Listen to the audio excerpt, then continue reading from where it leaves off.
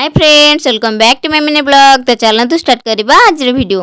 हाँ आज हूँ बौल अमावास्या से मामा ये सब प्रिपेरेसन लगी जाइए। अटकाली हेले घरे पूजा हम से मामा अटकाली बनाऊँगी। आउ गुड़ नड़िया तेजपत्र मान जहाँ जहाँ सब पड़े पड़ जाइए। आर रेसिपीटा मुझे सेयार करनी आपड़ी कमेंट मध्यम जनइबे ताल मुझे रेसिपी सेयार करदेवी। आउ यहाँ कौन जानते यहाँ कौन आंब गछ लगे भल बौल आसे कहते आपने जानते निहत कमेंट कहे। तापर मुझे पलि आसली नड़िया करने आप भावुए पुणी नड़िया कौन बटकाल तो हो सारा ना आज आम काकेरा आ नड़िया पूरी हम ये सब गढ़े रखाई सब छणा भी होगला। छणा हो सारापर मुझे पलि आसली ये कांति पिठा काटापी आज आम कांति भी हम तो बहुत सुंदर भाव मुझे काटी सारापर ये सब छणा भी होगला।